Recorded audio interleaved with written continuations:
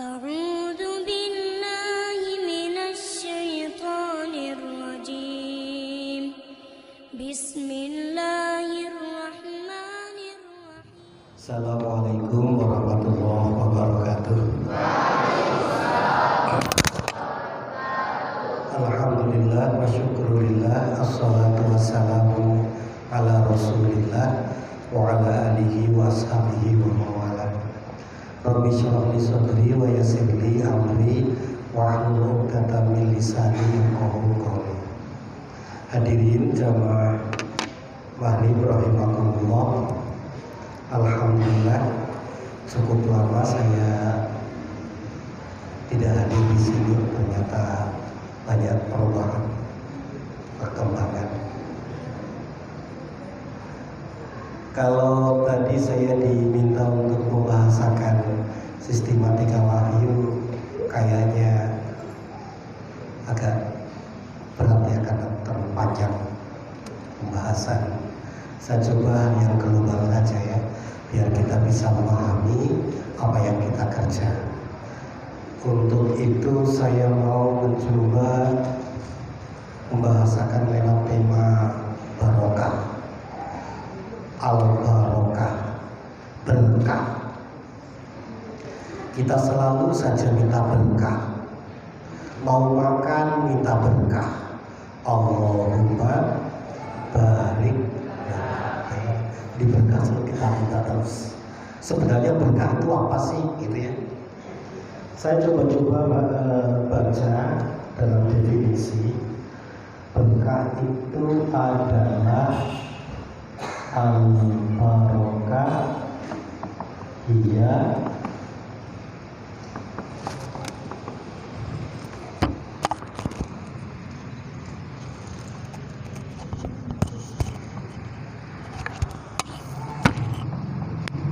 jadi berkah adalah subutul khairil ilahi, menetapnya kebaikan ilahiyah fi syai'i, dalam sesuatu di mana di situ menetap kebaikan ilahiyah, maka sesuatu itu disebut diberkati. Sedikit tentang kebaikan ilahiyah, karena banyak anggapan baik tapi menurut ilahi tidak baik. Ada juga contoh paling ramai ya, ada namanya peraturan Menteri Pendidikan Mas Nadiem ya, tentang kejahatan seksual di kampus, di perguruan tinggi. Kan yang disebut kejahatan kalau ada salah satu pihak yang keberatan, tidak setuju. Dia tidak setuju, dipegang, tidak setuju, jengkel, itu kejahatan. Tapi kalau setuju saja, maka itu bukan merupakan kejahatan. Kalau mau sama mau, biar dia apapun, termasuk tidak jahat, itu kebaikan, tapi menurut Allah tidak baik. Baik setuju ya, sama-sama, kalau bukan suami istri ya tidak baik kan begitu. Jadi persyaratan berkah adalah kebaikan itu bersifat ilahiyah ya. Nah, al khairul ilahiyyu, kebaikan ilahiyah itu sumbernya adalah wahyu Al-Quran. Sehingga apapun yang berkaitan dengan Al-Quran itu menjadi diberkati. Kami bilang lagi ya, sumber kebaikan ilahiyah ya, itu ada dalam Al-Quran. Sehingga apapun yang berkaitan dengan Quran itu diberkati. Contoh satu, waktu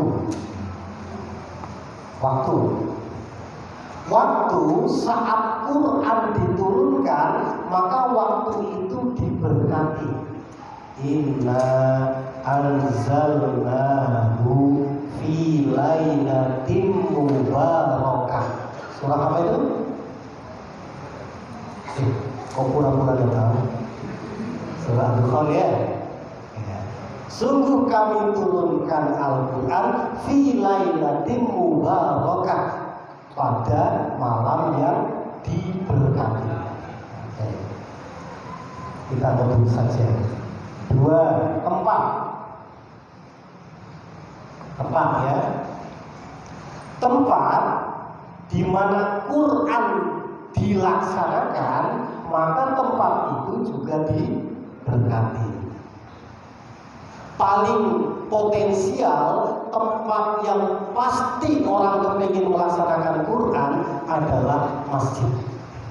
Di masjid pasti orang kepingin melaksanakan Al-Quran. Maka masjid adalah tempat yang diberkati. Inna awwala baiti wudi'a lin-nasi lalladzi bi Bakkata mubarakan.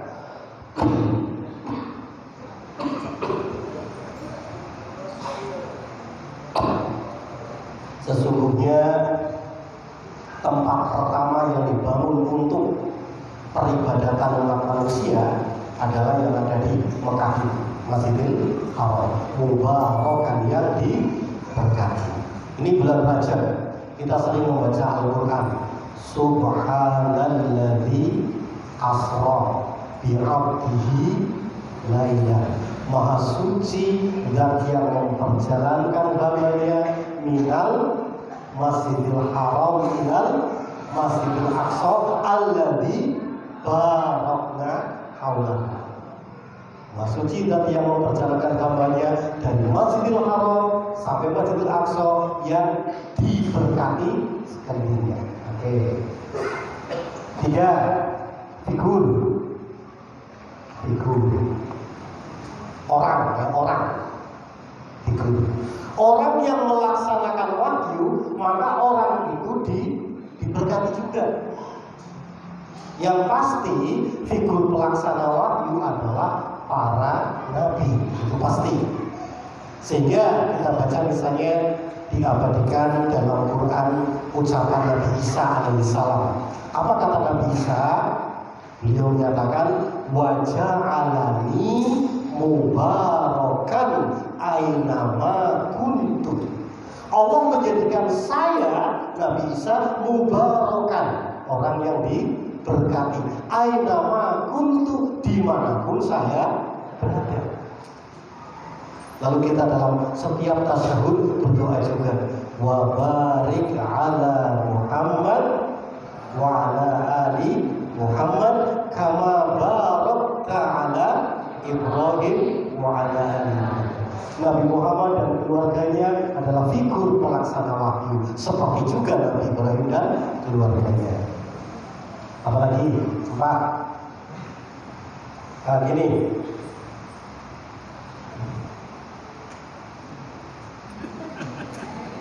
Bukan jelas.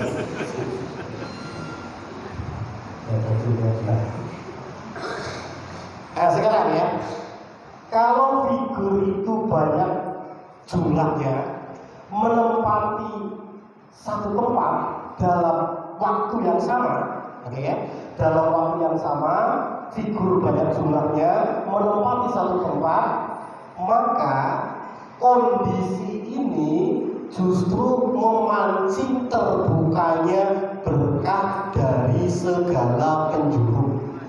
Jadi bukan sekedar figurnya saja, tempatnya saja, waktunya, tapi kalau itu sudah jadi satu, maka itu memancing berkah dari segala penjuru. Misalnya kita lihat surah apa ya? Surah Al-A'raf ayat 96. Allah berfirman, walau anna ahlal qura amanu wa taqaw. Walau anna, kiranya sungguh, ahlan, ini kan ahlan kan bukan satu ya, warga. Qura, tempat. Jadi kalau ada warga menempati tempat, berapa jumlah warga? Allah tidak tentukan. 3 orang boleh seperti Hajar, Ismail dan Ibrahim. 7 orang boleh seperti Ashabul Kahfi. 1 kota boleh seperti Nabi Muhammad di Madinah. Yang jelas ada warga. Yang kedua qura, ada wilayah. Wilayah itu juga tidak dibatasi. Ashabul Kahfi wilayahnya berapa luasnya? Hanya 1 gua saja. Kalau Nabi Ibrahim waktu itu hanya sekitaran fondasi Ka'bah.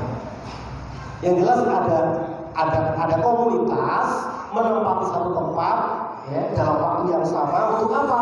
Amanu wa taqaw, untuk melaksanakan ajaran Allah Subhanahu wa taala.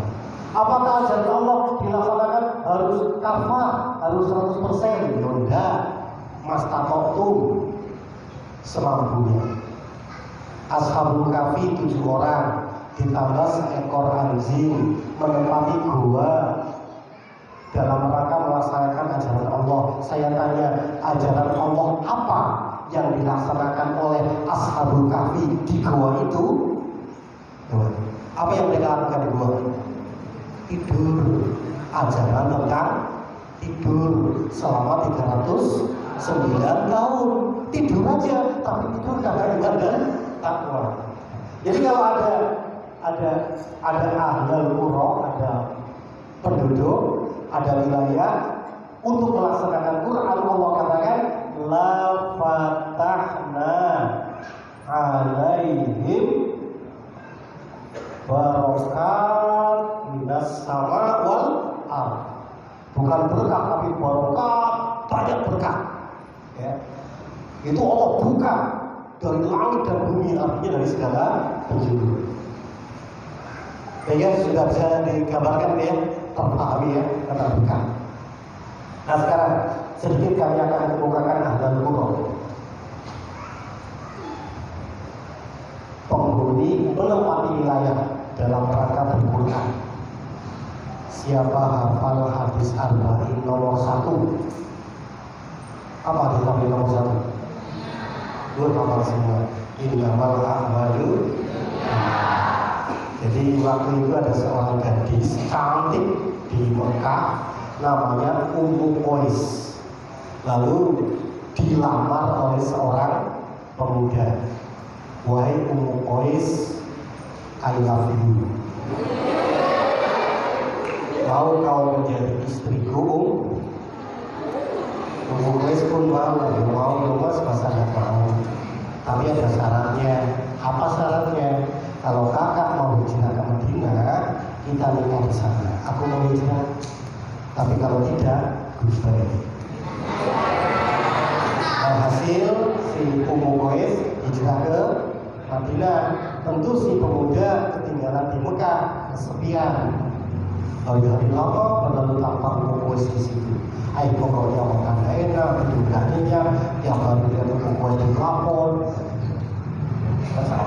Akhirnya dia nyusul ke Madinah. Untuk apa dia nyusul ke Madinah? Untuk menikahi Ummu Qais.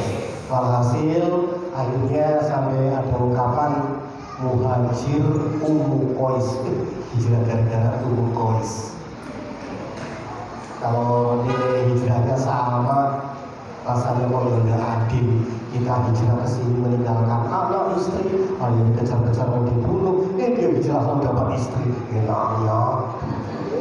Akhirnya dari kondisi ini Rasul menyatakan innamal a'malu binniyat. Sesungguhnya amal atau amal aktivitas itu binniyat, ada motivasi, ada niat.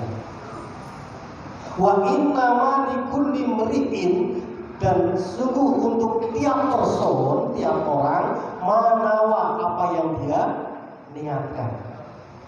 Faman kana hijratuhu, siapa yang hijrahnya dari mana? Mekah ke Madinah, ilallahi wa rasulihi, niatnya karena kepingin dapat ridha Allah, karena kepingin melaksanakan ajaran Allah, fa hijratuhu ilallahi wa rasulihi. Wa man kana hijratuhu lidunya, siapa yang hijrahnya karena kepingin dapat dunia, yusibuha, itu juga yang dia dapatkan. Bapak Pak Ustaz ke rumah syukuran. Kenapa? Bapak hijrah kemana? Ke ibu kota.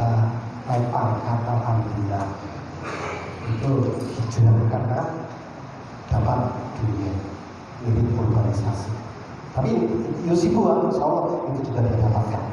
Awin ro'atin, atau hijrah karena ada seorang wanita yang ibuha yang ia mau nikahi. Seperti tadi siapa? Bukan Mukois, calon suaminya. Fahijrah dulu ilama hajar ilaih. Maka nilai hijrahnya tergantung motif apa yang mendorong dia berhijrah. Paham ya? Jadi ahlul menuju qura itu kan hijrah. Iya.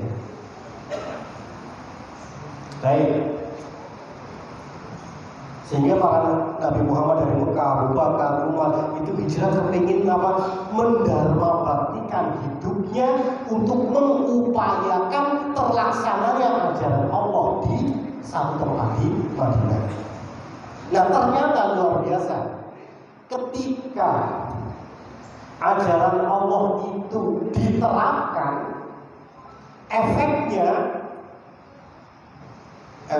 menjadi ketenangan batin yang luar biasa. Contohnya misalnya, efeknya ya, kita ambil contoh.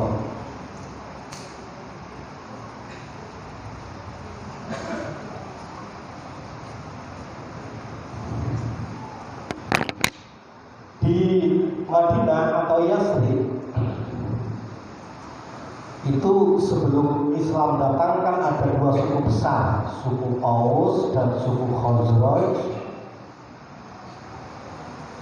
Ini terlibat permusuhan itu lebih 130 tahun. Permusuhan terus perang terus. Tetapi ketika Islam datang lewat Mus'ab bin Umair mengajarkan Islam Al-Quran, akhirnya keluarga Aus, keluarga Khazraj pada ngaji. Begitu mereka sama-sama ngaji Quran, mereka akhirnya bersatu.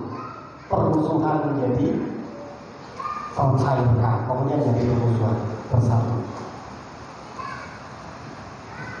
Apalagi ketika Nabi datang, Aus dan Khazraj disebut oleh Allah sebagai kaum Al-Ansar, lalu Nabi dan para sahabat di Mekah sebagai kaum Muhajirin. Semakin kompak, begitu kompak, maka yang terjadi Madinah menjadi kondusif, menjadi apa namanya?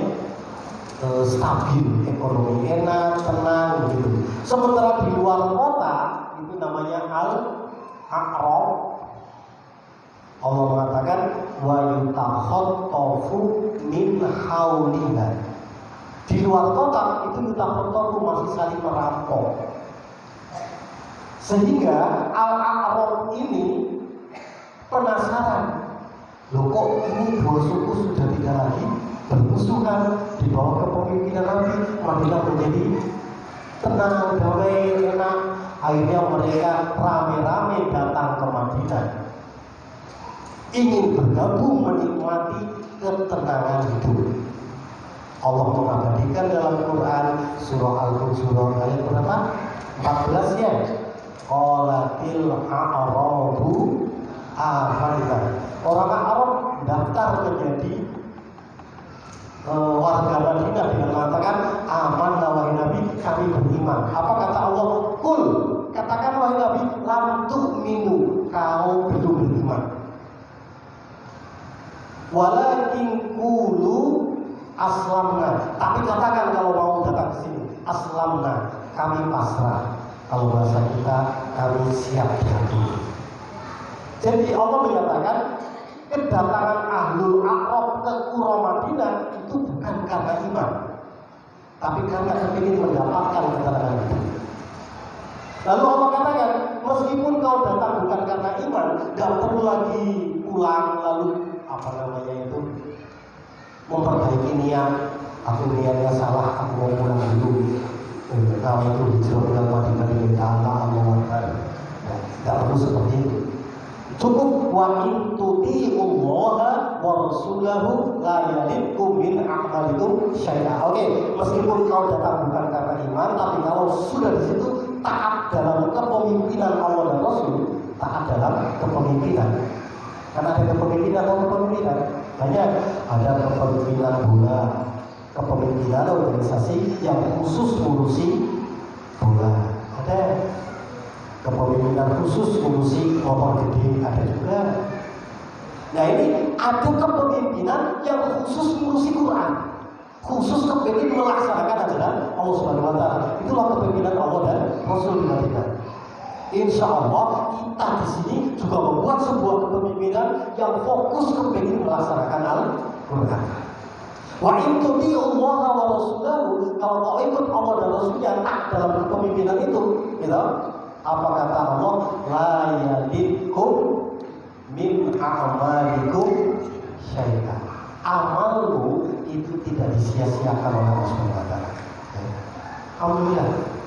Lalu dalam ayat 15 Allah menyatakan ayat selanjutnya, innamal mu'minuna alladzina amanu billahi wa rasulihi tsumma lam yartabu wa jahadu bi amwalihim wa anfusihim fi sabilillah. Sebenarnya orang yang beriman adalah orang yang beriman pada Allah dan Rasulnya, dan keimanan itu diwujud nyatakan dalam bentuk jahadu, berjihad, mendarmabaktikan hidupnya, mendarmabaktikan kemampuannya, tenaganya, umurnya, didarmabaktikan. Wajah itu bisa bilang itu tegaknya ajaran Allah.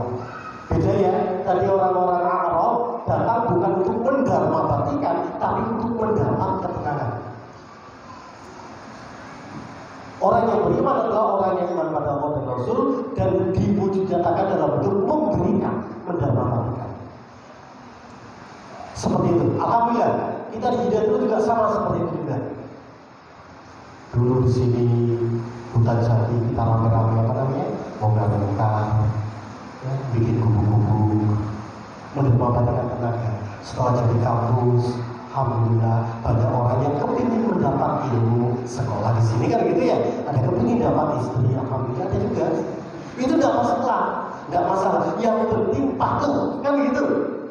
Ulu aslamna, walaupun niat dasarnya bukan untuk mendarmabaktikan, tetapi ketika sampai di sini, tuti Allah wa Rasulullah, lahirin kuminakan Rasulullah, patuh dalam kepemimpinan itu sudah tidak masalah. Lama-lama nanti tumbuh keimanan, sama kepingin ditugaskan di cabang, mendarmabaktikan dirinya untuk mengembangkan ajaran Allah Subhanahu wa taala. Ya. Ulai kamu sotikun, itulah orang yang benar. Jadi saya di sini lama-lama saya sudah bisa dipahami ya. Jadi kesimpulannya begini, apa yang kita lakukan ini menghibur orang 1, 2, 3 untuk bersama-sama membangun kampus lalu melaksanakan ajaran Allah, ini adalah merupakan perjuangan yang sangat mulia, karena dengan cara ini Allah akan memberkati kita. Lalu ketika kita menugaskan, ada yang siap ditugaskan ke seluruh penjuru untuk sama-sama berquran, berarti kita bersama-sama kepingin berupaya untuk perkenan Allah membuka berkah dari langit dan bumi. Apalagi kalau Al-Quran dikembangkan terus sampai per kecamatan, per kelurahan, per RT, kita bisa bayangkan rasanya tidak ada perjuangan lebih mulia dibanding perjuangan melaksanakan Al-Quran. Ini adalah perjuangan yang sangat diberkati oleh Allah Subhanahu wa taala. Ya. Gimana? Santri-santri siap untuk mendapat berkah ya? Jadi janganlah keluar dari hidayah. Tetaplah dalam sebuah kepemimpinan untuk bersama-sama memperjuangkan terlaksananya ajaran Allah. Karena dengan cara ini, insya Allah Allah memberkati. Dan kalau hidup kita telah diberkati oleh Allah sampai mati, kita lihat misalnya dalam Quran ya, surah apa itu? Surah Ali Imran misalnya ayat 157, Allah berfirman, wala in utiltum fisabilillah, kalau kau terbunuh di jalan Allah, au kuntum atau kau mati, la maghfiratu minallah, pasti kau akan dapat ampunan dari Allah. Wa rahmatun, dan dapat rahmat Allah. Khairum mimma yajma'un, lebih baik dari apapun yang mereka kumpulkan. Dan hidup ini kan akan berakhir. Akhir hidup kita kan mungkin dua, mungkin untung, mungkin terbunuh, untung mungkin tinggal dunia, kan begitu. Nah, orang menjalani hidup kan ada bisa bilang kayak Al-Quran, dan ada yang jauh dan yang kepingin mengumpulkan dunia. Nah, kalau kita yang kepingin berquran lalu sampai akhir hayat, untuk Allah, insya Allah seluruh dosa yang puni kita dapat kasih sayang Allah. Begitu. Semoga apa yang kita lakukan itu diberkati Allah Subhanahu Wa Taala. Jadi saya kira tak perlu dilanjutkan analisis saya. Dan cukup dipahami. Sudah ada ya? Oh belum? Saya kira sudah ada.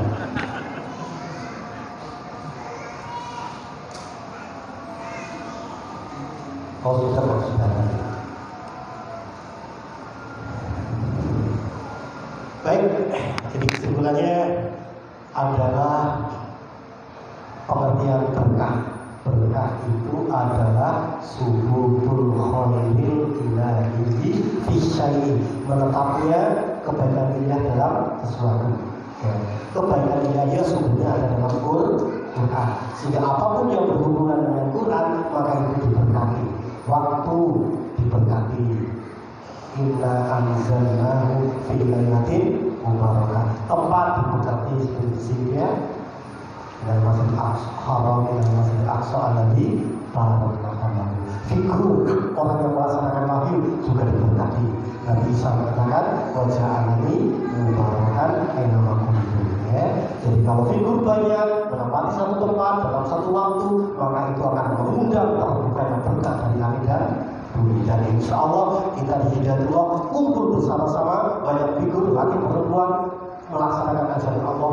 Insya Allah inilah tempat dan inilah waktu dan inilah figur yang insya Allah mengundang perkataan Allah, membuka berkah di segala penjuru. Moga-moga kita tetap